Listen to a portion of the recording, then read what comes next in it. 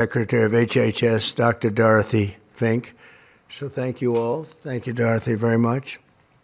The meteoric rise in autism is among the most alarming public health developments in history. There's never been anything like this. Just a few decades ago, 1 in 10,000 children had autism. So that's not a long time. And I've always heard, they say a few, but I think it's a lot less time than that. It used to be 1 in 20,000, then 1 in 10,000, and I would say that's probably 18 years ago. And now it's 1 in 31, but in some areas it's much worse than that, if you can believe it, 1 in 31. And I gave numbers yesterday. For boys, it's 1 in 12. I was told that's in California, where they have, for some reason, a more severe problem. But whether it's 1 in 12 or 1 in 31, can you imagine? That's down from 1 in 20,000, then 1 in 10,000. And now we're at the level of 1 in 12 in some cases for boys, 1 in 31 overall. So since 2000, autism rates have surged by much more than 400%. Instead of attacking those who ask questions, everyone should be grateful for those who are trying to get the answers to this complex situation. And the first day all of these great doctors behind me were there, I told them, this is what we have to find out. Because when you go from 20,000 to 10,000 and then you go to 12, there's something artificial. They're taking something. And by the way, I think I can say that there are certain groups of people that don't take vaccines and don't take any pills that have no autism. Does that tell you something? That's currently, is that a correct statement, by the way? There are some studies that suggest that, with the Amish, for example. The Amish, yeah, virtually, I heard none. See, Bobby wants to be very careful with what he says, and he should, but I'm not so careful with what I say. But you have certain groups, the Amish as an example, they have essentially no autism. First, effective immediately, the FDA will be notifying physicians that the use of let's see how we say that. Acetaminophen. Is that okay? Which is basically commonly known as Tylenol during pregnancy, can be associated with a very increased risk of autism. So taking Tylenol is not good. All right, I'll say it. It's not good. For this reason, they are strongly recommending that women limit Tylenol use during pregnancy unless medically necessary.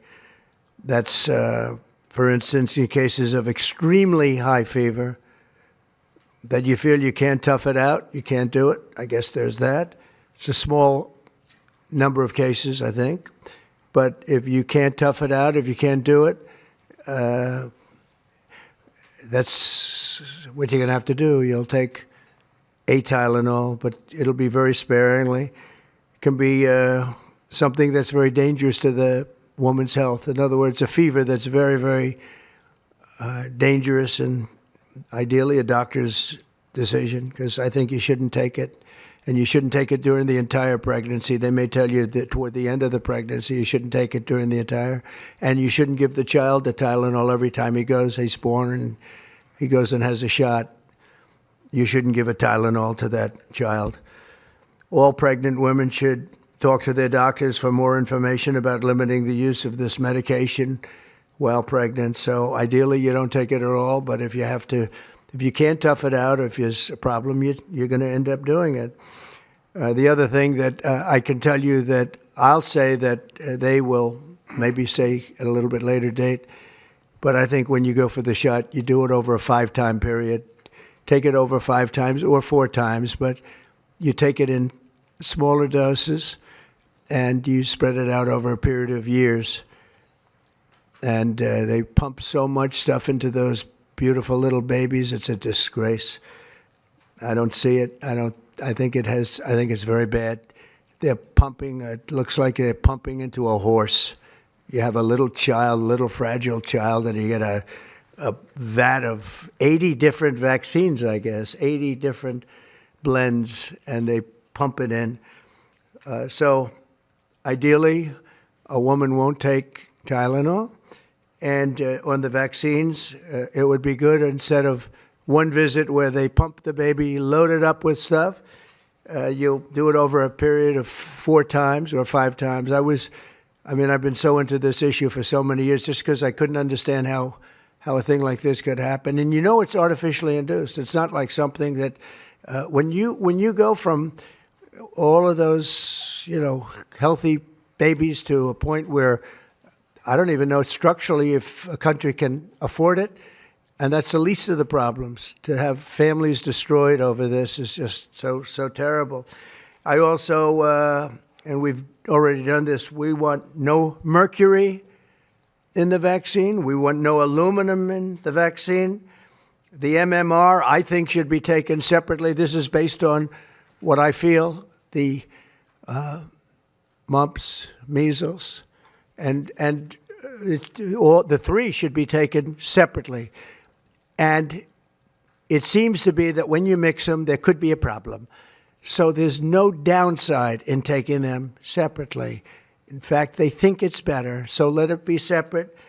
The chicken pox is already separate because when that got mixed in, I guess they made it 4 for a while, it really was bad. So they make chicken pox. Individually, they're okay. When you mix them, something maybe happens. So there's no downside in doing it. It's not like, if you do it, bad things. No, it's only good side. And it may not have that much of an impact, but it may have a big impact. So let those be taken separately. And then hepatitis B is sexually transmitted.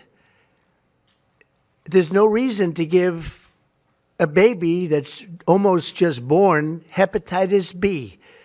So I would say wait till the baby is 12 years old and formed and take hepatitis B. And I think if you do those things, it's going to be a whole different, it's going to be a revolution in a positive sense in the country. The FDA will be updating the label of an existing drug to reflect potential benefits in reducing some autism symptoms. This gives hope to the many parents with autistic children that it may be possible to improve their lives. That's one of the things that I'm very, very happy about. I mean, this was mostly going to be on how not to have the child affected, but we've learned some pretty good things about certain elements of genius that can be given to a baby, and the baby can get better, and in some cases maybe substantially better. Not going to be easy, but be a lot easier if it didn't happen in the first place, as these great parents fully understand, right? They fully understand. I feel so terribly I have so many friends with autistic children. It's a tough situation. Finally, to help reach the ultimate goal of ending the autism fever, the NIH will be announcing 13 major grant awards from the Autism Data Science Initiatives. And to be honest with you, to me, that's the least important. It's not even a money thing at this point. There's so much money, but they have to do, and they have to move quickly. When the alternative is that nothing bad can happen, let's do it now. I was just saying to Bobby and the group, let's do it now. Nothing bad can happen. It can only good happen. But with Tylenol, don't take it. Don't take it. And if you can't live, if your fever is so bad, you have to take one because there's no alternative to that. Sadly, first question, what can you take instead? It's actually, there's not an alternative to that.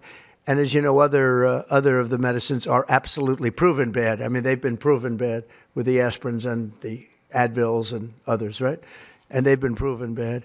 So I'd like to ask Bobby to get up to the podium and say a few words, and then Dr. Bhattacharya and Dr. McCary, Dr. Oz, Dr. Fink, followed by 2 incredible mothers that have experienced firsthand what this country is going through, what parts of the world are going through. And I will say there are parts of the world that don't take Tylenol.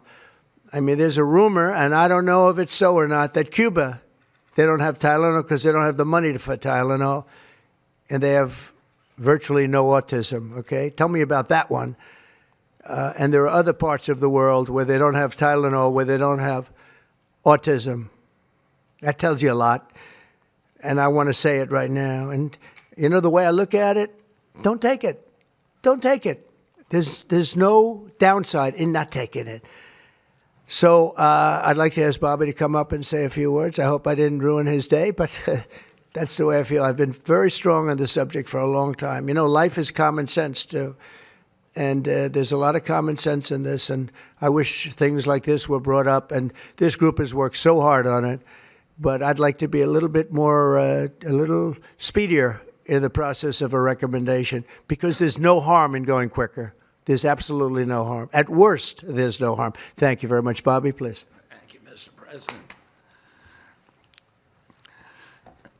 To meet the President's challenge, I ordered HHS to launch an unprecedented all-agency effort to identify all causes of autism, including toxic and pharmaceutical exposures. At President Trump's urging, NIH, FDA, CDC, and CMS are turning over every stone to identify the etiology of the autism epidemic and how patients and parents can prevent and reverse this alarming trend. We have broken down the traditional silos that have long separated these agencies, and we have fast-tracked research and guidance. Historically, NIH has focused almost solely on politically safe and entirely fruitless research about the genetic drivers of autism. And that would be like studying the genetic drivers of lung cancer without looking at cigarettes. And that's what NIH has been doing for 20 years. As a result, we don't have an answer to this critical question, despite the cataclysmic impact of the epidemic on our nation's children. We are now replacing the institutional culture of politicized science and corruption with evidence-based medicine. NIH research teams are currently testing multiple hypotheses with no area off limits. We promise transparency as we uncover the potential causes and treatments, and we will notify the public regularly of our progress. Today, we are announcing two important findings from our autism work that are vital for parents to know as they make these decisions. First, HHS will act on acetaminophen. The FDA is responding to clinical and laboratory studies that suggest a potential association between acetaminophen use during pregnancy and adverse neurodevelopmental outcomes, including later diagnosis for ADHD and autism.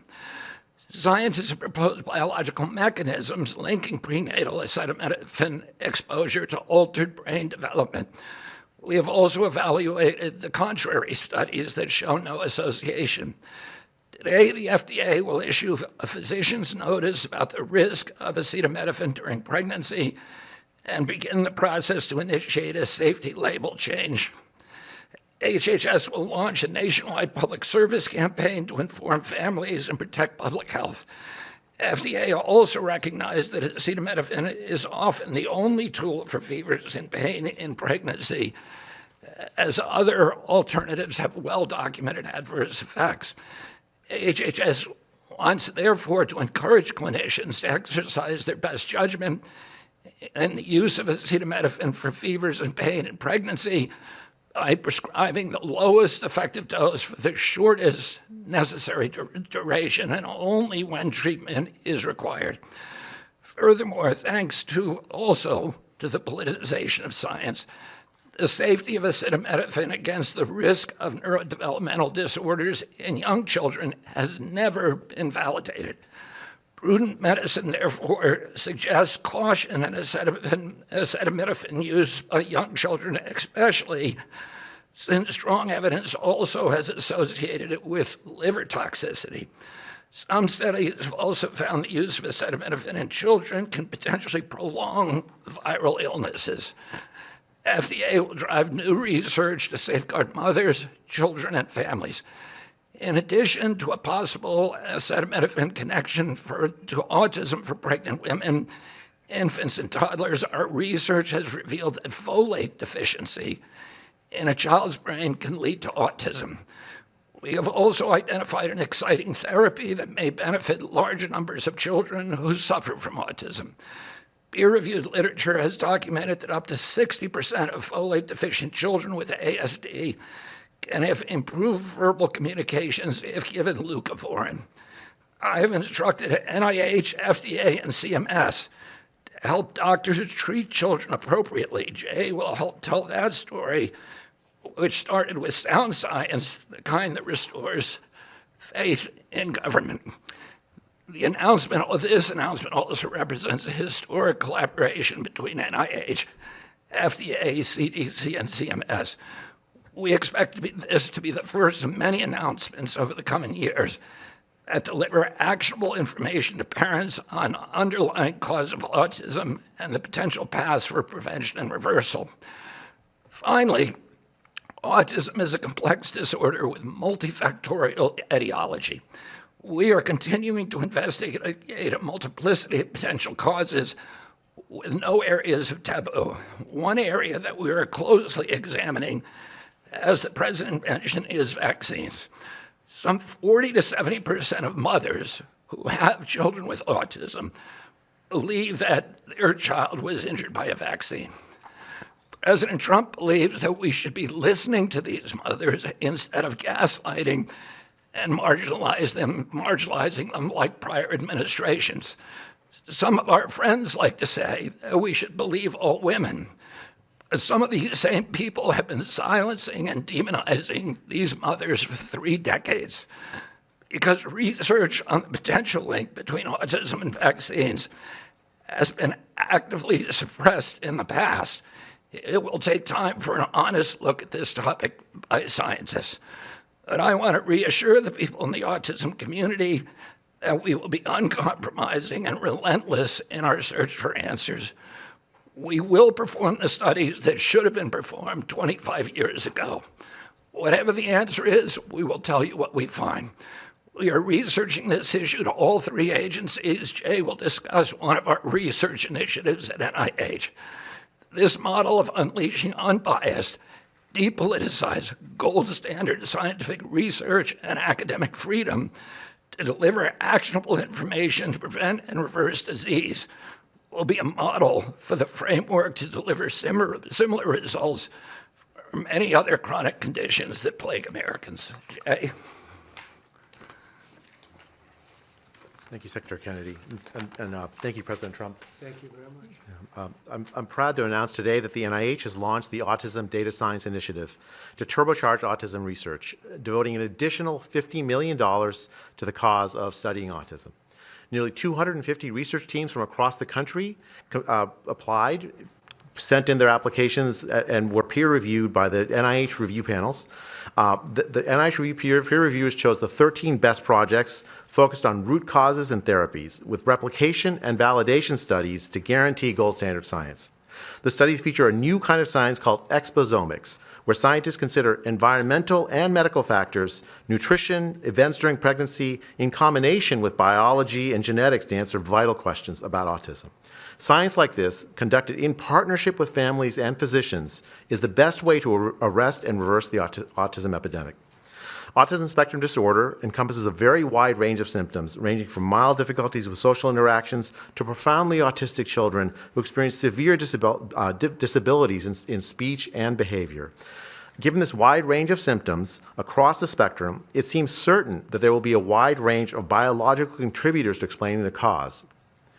The great thing about the new NIH initiative on autism is that scientists will use rigorous advanced methods in causal inference, machine learning, organoids, and other fresh approaches to the problem. The sharp rise in the prevalence of autism deserves an urgent response by the scientific community. As Bobby said, the NIH has invested a lot of money to study autism over the years, but the research has not produced the answers that families and parents of autistic children deserve, and autistic children themselves deserve. For too long, it's been taboo to ask some questions for fear the scientific work might reveal a politically incorrect answer. Because of this restricted focus in scientific investigations, the answers for families have been similarly restricted, often pointing families to behavioral therapies that don't work for every kid or suggest non-modifiable genetic factors as the cause. But genetics alone can't explain such a sharp rise in autism prevalence over the just a few decades, as the president said. In coming months and years, as NIH scientists learn more that can help autistic children and their families, we won't delay. Like scientists often like to do, I can say as a scientist myself, it's really tempting to delay, but but in face of a problem like this, you have to move fast. But we will not delay before telling American people about what we find, and we will win the public trust with transparency and rigor. Already, our broadened focus on autism research has pointed to 2 items that will help families prevent and treat some cases of autism. I'll leave the good news on these 2 items to my close friends and colleagues, Dr. McCary and Dr. Oz. We've been working together closely on this problem for the past 6 months, and our cooperation represents an unprecedented collaboration with Secretary Kennedy's Department of Health and Human Services and with President Trump. I'm delighted to introduce Dr. Marty McCary, Commissioner of the Food and Drug Administration, who will tell you about these announcements of practical help for families with autism. Great, thank you, Dr. Bhattacharya. Mr. President, this is the start of a historic shift in medical culture. This administration is working together to ask big questions about why our nation's children are getting sick so fast. Too often, medicine is doing small little studies, giving us answers we already knew. But we've got to make a difference. You've given us a charge to identify root causes, and we are not going to stop so that we can end the suffering we are watching. And if you've seen a kid with autism, with severe autism, it's hard to watch. Kids get frustrated, they get angry, they can be crying because they want to speak and they can't speak. It's hard to watch, and it may be entirely preventable. For an epidemiologist, that child is an expanding statistic. But for a child, it can be brutal to have autism. Today, the FDA is taking action to update the label on acetaminophen and sending a letter to all U.S. doctors letting them know about the risks in pregnancy. We now have data we cannot ignore. There's a very large study, the Boston Birth Cohort, with researchers that have, from Johns Hopkins, my former institution, and Boston University, found quote-unquote consistent associations between acetaminophen in pregnancy and autism. And the Nurses' Health Study with researchers from Yale, Columbia, and Harvard looking at 9,000 kids found that acetaminophen use in pregnancy was associated with neurodevelopmental disorders. And 4 weeks ago, a Mount Sinai Harvard study reviewed all the existing literature and found the overwhelming body of evidence points to an association. Sure, you'll be able to find a study to the contrary. That's how science works. But to quote the dean of the Harvard School of Public Health, there is a causal relationship between prenatal acetaminophen use and neurodevelopmental disorders of ADHD and autism spectrum disorder. We cannot wait any longer. And honestly, there's been this perfunctory, reactionary, mindless practice in medicine. I learned it in medical school and residency. Just treat all fevers, low-grade fevers, treat them with acetaminophen. Why? What are we doing? A study out of Hopkins actually showed that treating a fever can prolong the duration of illness in a young kid. Maybe that's because a fever is a body's natural way of ridding an infection. When my wife was pregnant and delivered our son a few months ago, they pushed her to take acetaminophen for a low-grade fever. She said no, and then they looked to me and I said, absolutely no. I'm also here to announce good news. Today, the FDA is filing a Federal Register notice to change the label on an exciting treatment called prescription leucovorin so that it can be available to children with autism. You know, autism may also be due to an autoimmune reaction to a folate receptor on the brain, not allowing that important vitamin to get into the brain cells. It's a fairly established, mature pathway. Again, we have a duty to let doctors and the public know we are going to change the label to make it available. Hundreds of thousands of kids, in my opinion, will benefit. One study found that with kids with autism and chronic folate deficiency, 2/3 of kids with autism symptoms had improvement, and some marked improvement. Mr. President, you told us to do what's medically right, to go bold, and not worry about the corporations and the lobbyists. So that's what we're here doing today. Thank you, Mr. President. Good, thank you. Thanks, Marty. I think you all appreciate the passion in the President's voice. We've been hearing that since the inauguration. In fact, even before the inauguration, the President was upset about what he spoke to today. And so together with Secretary Kennedy, who's made it his life's work to address some of these challenges with autism, they challenged us. In fact, they were harsher than that. They wanted no silos to break down what the NIH would do, what the FDA would do, what CMS would do. They insisted that the physician leaders bust through the clutter because their agencies had the power if we didn't do what every other prior administration had done, which is to let people function within their siloed environments. Because of that, in historic fashion and a very accelerated manner, we have a response today to the autism crisis. It is the first of several chapters, but this is breaking news. You've heard some of it. The response to the autism crisis is going to continue to come to you under Secretary Kennedy's leadership, and the president wouldn't have it any other way, as you've heard.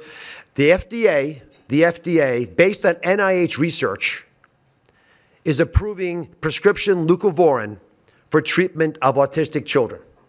Now, if you're following the script, there should be two questions that you have, two questions that should come to your mind. The first is, how will patients and parents get access to the treatment? I'll tell you how. Over half of American children are covered by Medicaid and CHIP, government health insurance, over half. Therefore, because they're covered in Medicaid and CHIP, upon this label change by Marty, state Medicaid programs in partnership with CMS will cover prescription leucovorin around the country. It's yours, but you have to go to a doctor to get a prescription because they know your child, they know you, and they know the medication. States will also have tools to monitor its use and ensure appropriate utilization. That's important for a bunch of reasons because we want the right kids getting the right prescription medications. We believe private insurance companies will rapidly follow our lead if they have not already done so. And again, to make sure that this is safe and effective treatment, you need a physician to prescribe the medication because it's on prescription. Second big question. How are we going to collect clinical data to answer the big questions that the president is asking and the secretary insists that we offer? CMS is also issuing guidance to convene states and existing research networks to support NIH and FDA in their research efforts of prescription leucovorin, while also maintaining the privacy of all patients, all health information of our beneficiaries. Collecting real-world data, which is what many of you have been asking us to do in the community, is fast. It is life-saving, and we'll get answers based on what happens over the next few months with this approach. The aggressive approach, and it is aggressive, demanded by the president and by the secretary, have already identified risk factors and opened the door for the first FDA-recognized treatment pathway for autism. It is the first of its kind, and it wouldn't have happened without the leadership of the president and the secretary. The fivefold increased prevalence of autism over the past 25 years demands a rapid response. The average clinician, researcher, we spoke to many, thought it would take 5 years to get this data. Parents are unwilling to wait 5 years. The president is unwilling to wait 5 years for these results. So the president and the secretary are acting today with this tri-agency move. The administration's bold actions investing in groundbreaking research follow the science. They restore trust, which has been lacking, and they will change the trajectory for millions of American families. Mr. President, God bless you for being brave. So let me introduce Dr. Fink, who's acting administrator, and after Dr. Fink, we've got some wonderful women, Jackie and Amanda. I know it's going to be tough, but if you can make some comments about this historic day. God bless you.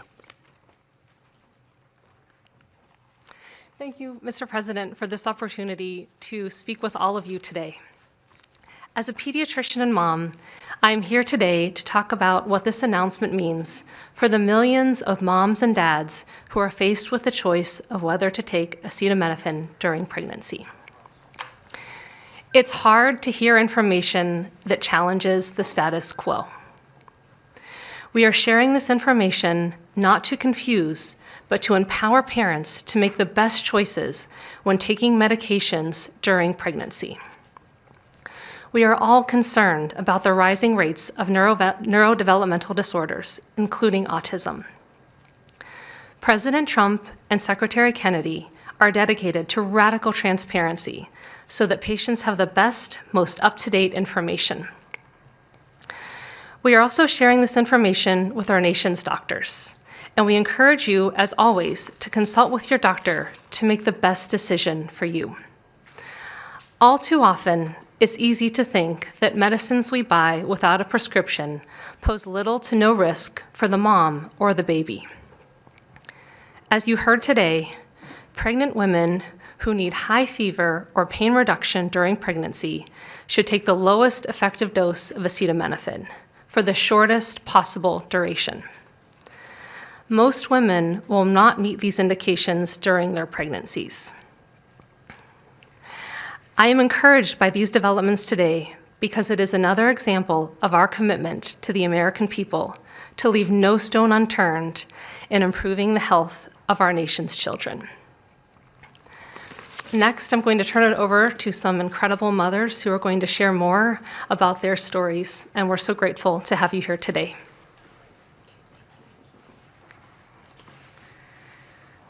Thank you. Thank you, Mr. President and team, for all your work. This is an historic day, and I'm thankful to be here.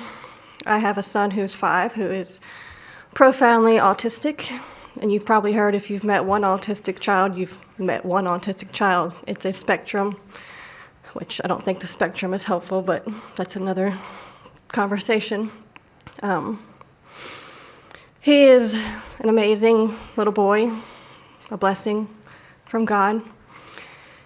He's marvelous. He can count to 1,000. He knows all of his letters and the sounds they make and a word for each one. But he also has a lot of obstacles. He is nonverbal. He can say those numbers and letters, but there's no communication. Unless you've lived with profound autism, you have no idea.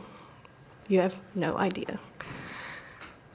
He, like you said, he will get frustrated because he can't speak. It's not even that he can't speak. Sometimes he just doesn't understand what I'm saying. He understands the word no, but he doesn't understand the why behind the no. And that's a huge part of discipline. That's the discipline. So it's very hard to discipline a child with autism so you have these behaviors. And it's a very hopeless feeling.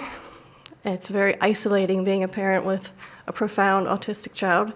Even just taking them over to your friend's house is something we just don't do because, again, they're going to be met with no, no, no, and no understanding of why. And then there's a meltdown. And then you're in a situation where you're just helpless and you're just trying to protect your kid. So it's just better not to do it. You learn your limits, and it's been really hard. This is amazing that we're here today. And no one has been able to point to anything to say this is what caused it, and you can't point to that and say it didn't cause it. I have no idea. I am completely open, not blaming anything, but I'm open to the discussion and the fact that there's work being done to find answers. I'm very grateful. I was already excited to vote for Mr. Trump anyway, Mr. President, but when we got word of RFK doing his work, I was ecstatic. I could not wait for this work to be done, that somebody would try to find us some answers. I'm just very grateful. I pray for my son every day and hope that he can get the help that he needs. And just thank you.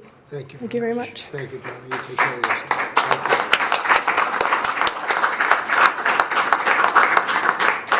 Hi, my name is Jackie. I'm also extremely grateful for the opportunity to be here and share my son's story.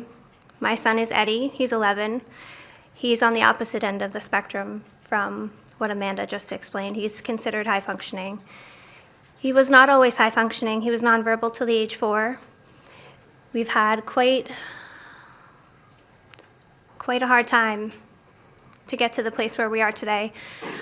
I am just so grateful to President Trump and the entire administration for finally listening to moms who have been crying out for help, for answers for years. I've met so many other moms with children on the spectrum in the 9 years since my son's diagnosis, and they all have very similar stories, and they've all just wanted somebody to listen, to not ridicule them or look at them like they were the crazy people. It's hard when you don't have doctors that take the time to really listen and find out when the change happened and what change happened. And it's just, I've been praying for this day for 9 years, and I'm so thankful to God for bringing the administration into our lives. And I'm speechless. This day is a day I never thought would happen. I thought that we would never have an administration that was courageous enough to look into things that no prior administration had. So I'm just here to express my gratitude, and I am looking forward to what comes from this, and hopefully we just get more answers. So thank you. Thank you very much. So I just want to say acetaminophen is basically Tylenol, essentially, because I noticed that term is used throughout this conference. So it's essentially Tylenol. And I just recommend strongly that you don't use Tylenol unless it's absolutely necessary. I understand it's maybe 10% of the women that are pregnant are, would perhaps be forced to use it. And that would mean you just can't tough it out. No matter what you do, you can't tough it out. So that's up to you and your doctor. But there's a very strong recommendation, maybe stronger from me than from the group, because they're waiting for certain studies. I just want to say it like it is. Don't take Tylenol. Don't take it. If you just can't, it's fight like hell not to take it. There may be a point where you have to, and that you have to work out with yourself. So don't take Tylenol. Other things that we recommend, or certainly I do anyway, is, and it's so important to me to see the doctor 4 times or 5 times for a vaccine. Don't let them pump your baby up with the largest pile of stuff you've ever seen in your life going into the delicate little body of a baby. Even if it's 2 years, 3 years, 4 years, you just break it up into, I would say 5, but let's say 4 visits to the doctor instead of 1. And certain things I think you should do. We've already taken out and are in the process of taking out mercury and aluminum now. You know what mercury is. You know what aluminum is. Who the hell wants that pumped into a body?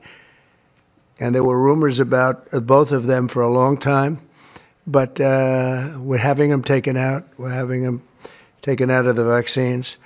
Hepatitis B, again, that's sexually transmitted, and we think you should wait. I think you should wait till 12. I'm making these statements from me. I'm not making them from these doctors, because when they talk about, different results, different studies, I talk about a lot of common sense, and they have that too. They have that too, a lot. But I recommend the hepatitis B. Take it at 12. Sexually transmitted. You don't have to give it to the baby when the baby's 2 years old. And there are a lot of theories on that, but not when they're 12. Doesn't seem to be a problem at all. The MMR and the chickenpox. Chickenpox has already been broken out. It's a singular shot. But the MMR is not. And I've heard for years that there's a problem with it. But they say that there's no problem if you do each shot separately, not put together. So an MMR, go out and do it separately. Don't take Tylenol. Don't give Tylenol to the baby after the baby's born. Every time the baby gets a shot, the baby gets a shot. They say, here, take a cup of Tylenol. I've heard that for years. Take Tylenol. Don't take Tylenol. Don't have your baby take Tylenol. Now, Tylenol is fine for people that aren't pregnant, that aren't in the situation that we're talking about. One very specific situation. If you're pregnant, don't take Tylenol. When you have your baby, don't give your baby Tylenol at all, unless it's absolutely necessary. Don't do it. Break up your visits to the doctors. Break them up. Do it in 5 if you can. Now, it's inconvenient. It's inconvenient. Oh, you have to go back another year later. You're going to go back each year for 4 years, 5 years, 3 years. Just break it up. Break it up. Because it's too much liquid. Too many different things are going into that baby at too big a number. The size of this thing, when you look at it, it's like 80 different vaccines and beyond vaccines, and 80. Then you give that to a little kid. I can tell you that I had a woman who worked for me, a beautiful, wonderful woman, worked in Trump Tower, and she had the most perfect child, beautiful, just perfect. And I remember this little blonde-haired boy running around the lobby of Trump Tower, so healthy and so vibrant. And I said, that's great. And one day I came in and she was crying her eyes out behind the counter. She worked at the front desk. She was crying her eyes out. I've never, as much as I've ever seen anyone distraught, she was. I said, are you okay? What happened? My boy, I've lost my boy. What does that mean, your boy? My boy, you know him, sir. You've seen him grow up. He was so beautiful. And I took him for a vaccine, sir. And he developed this unbelievable, I think she said 107, 108. You know, it goes well beyond when this happens. It goes up to 106, 107, 108. You know, we hear 105 and you're in trouble, but it just goes up to a level that you never hear about, but it goes up very high. And it's fried. They get fried. She said, I took him, he developed an unbelievable temperature. And I've lost him, sir. He's gone. And then I saw the boy. It was so tragic to see. That was the following day. After the vaccine. And I've seen it 2 other times, and I think 3 other times, but 2 other times, where they go to the doctor and they get the vaccine, they get the shot. The kid is, badly hurt. Let's be nice, badly hurt.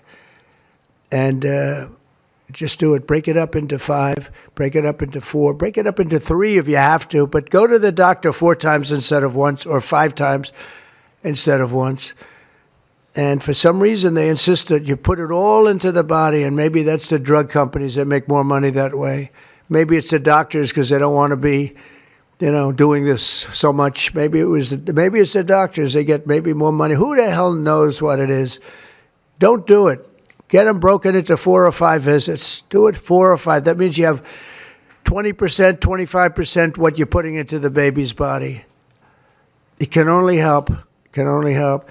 And the other things I told you about, just the word tough it out. It's easy for me to say tough it out, but sometimes in life with a lot of other things, you have to tough it out also. Don't take Tylenol. Don't give Tylenol to the baby. When the baby's born, they throw it at you. Here, give them a couple of Tylenol. They give them a shot. They give them a vaccine.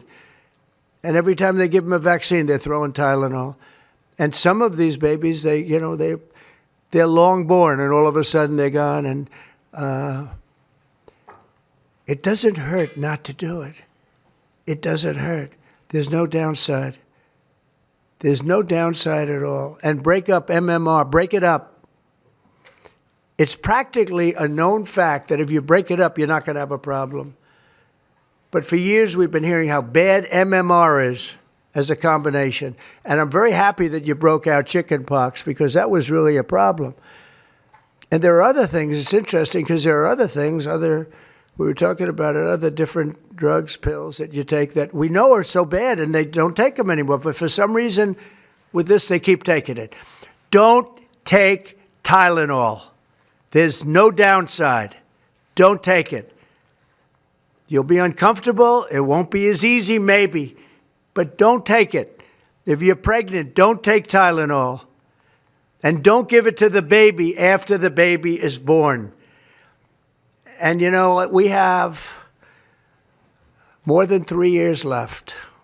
And I told Bobby and the doctors behind me, and they are so committed to this, I told them that this is the number one thing I want to do from you. And we have something else called Favored Nations, where I'm going to be reducing drug prices by 1,000%, by 900, 600, 500, 1,200. We're going to be reducing drug prices at levels never seen. It's called Favored Nations. We're going to be paying what right now, we're like the garbage can for the rest of the world, and we have been for forever. We pay much higher for drugs than the rest of the world. We subsidize the rest of the world. We're not doing that anymore. And that's a big thing. That's a big thing. That's bigger than anything. I told the story the other night that I was so proud in my first term that for the final year, drug prices went down 0.25%. And I was so proud. I said, why? I'm the first one to do it. I think it was 28 years, they said, where drug prices went down from the beginning of the term to the end. And I was so proud. I called a news conference. I said, Drug prices have gone down. First time it's happened in 28 years. You know what it was? 0.25%. I was so proud. Now we're going to have them go down from $100 a pill to $9 a pill. From $1,300 for a shot of like an Ozempic or I call it the fat pill or the fat drug. Sometimes it works, I guess, for people. The ones I've seen, it hasn't worked so well. I got a lot of friends, they're fat. They said, yeah, I lost some weight. I said, you don't look it to me. But they paid $1,300, $1,200.